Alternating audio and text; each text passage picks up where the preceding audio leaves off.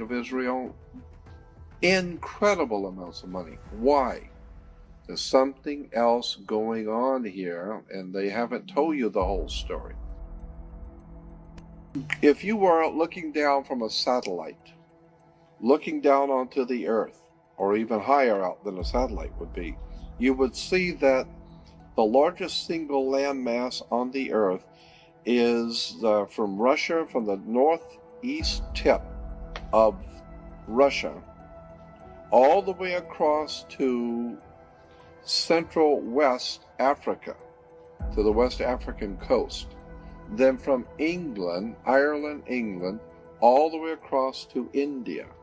And you crisscross the largest single landmass on the earth. That cross comes right through the city of Jerusalem. That's where it crosses. And so the old ancient Phoenician Canaanites, being the bankers, they said, if you coming through town to do business, Jack, you're going to pay us up front.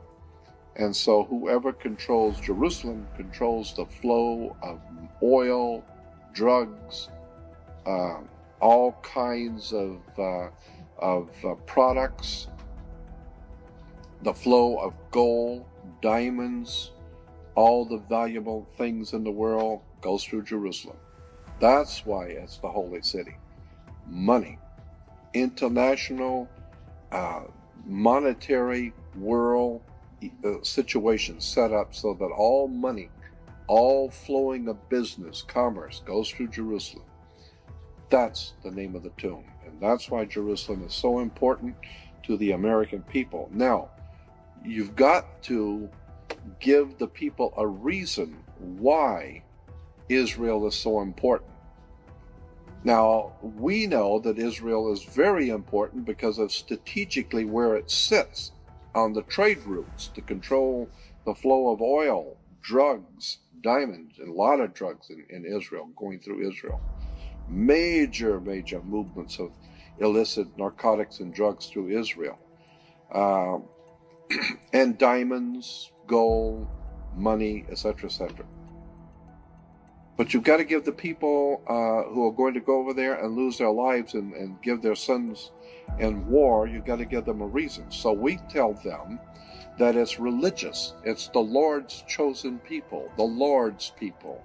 And the Lord himself has chosen Israel. And we give them a line. You'd be surprised what Americans love. They love that kind of stuff. And so we tell them, it's the Lord's will.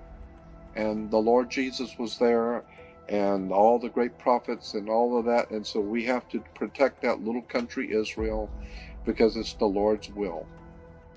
So I believe that all of these things which are happening right now in the Middle East, there are many factors involved, obviously. It's not just oil. It's not just money. Those are the cards on the table. When you're laying out the game and you're going to play a game, a high-stakes game, say in Las Vegas, where hundreds of thousands, if not millions of dollars are laying on the table, and you're playing a high-stakes game, you're going to have the cards you've got that you're playing. Well, one of the cards that's being used in this high-stakes game is, of course, oil. One of them is, of course, drugs. Drugs are very big business in the Middle East and in Europe, and so I feel that the drugs are one card, oil is a second card, the control of money, banking, fraternities, controlling the flow of commerce and business in the world, that's another card on the table. But above the cards are the players only using the cards.